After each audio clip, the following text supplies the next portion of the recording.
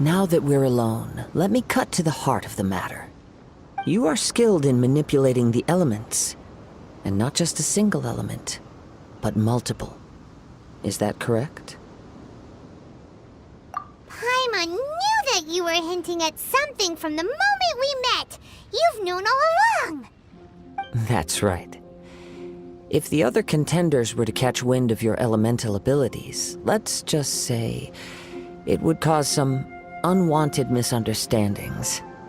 If I'm not mistaken, you share these considerations, given your reluctance to use elemental skills even in the heat of a match.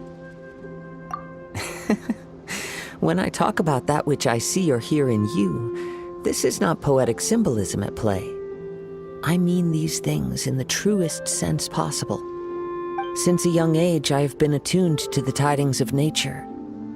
I hear the breath of the wind and the whispers of the leaves. It is things of this nature that I also hear from within you. Nothing more. As crazy as all that sounds, somehow Paimon still believes you. My humble abilities are negligible compared to your incredible feats. To think a human could wield the elements without a vision. And not to mention your incredibly complex scent, like that of some mysterious being. Hey, stop evaluating us based on our smell! It's weird! Could you perchance enlighten me as to how you managed to obtain your combined elemental abilities?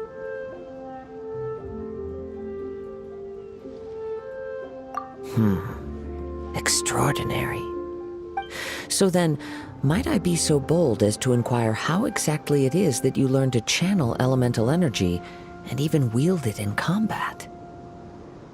Aw, it's nothing really. Paimon just told him whatever came to mind. It's been a long journey, and many things have happened along the way. Somehow, he just naturally learned to use the elements through it all. Honestly, even Paimon doesn't understand how it all works. Perhaps such unfathomable things are the essence of the gods and the visions they grant. However, I still wish to have the honor of seeing how you wield the elements. Perhaps it may yet reveal something to me. Of course, I too shall share with you all that I've learned. That will make it a fair exchange. Now then, let's test your skills, shall we? Your skills in battle are truly beyond reproach. Even with your opponent's speed, he shouldn't be able to overwhelm you. Your opponent is skilled at controlling his breathing and maintaining balance, which enables him to execute moves that many would find impossible. He relies entirely on the element of surprise to defeat his opponents. In other words, as long as you remain mindful of his ability to detect weak points, then his attack should pose no threat to you. Please, save your thanks. If anything, I should be thanking you for the opportunity to witness your command of the elements that defies all known principles. The world is a truly mysterious place, it seems, and one will always encounter that which is still unknown. You seem kind of obsessed with visions, but don't you already have your own?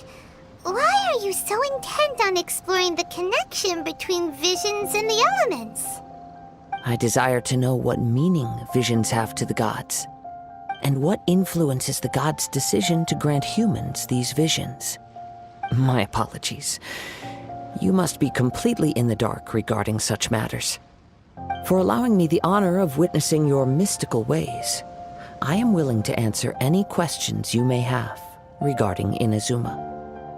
So that's what you're curious about? Then allow me to tell you more.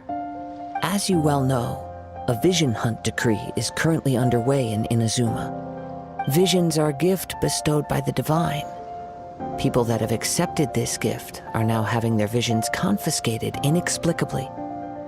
Sometimes in circumstances that leave their original recipients dead. In the outset, supposing each of the 7 archons had their criteria for granting visions to living beings, then does the current Electro-Archon now doubt these criteria, or even the act in and of itself? Not to mention, with no new electrovisions having been granted for such a long time, it would seem that we can infer something of the Raiden Shogun's feelings on the matter.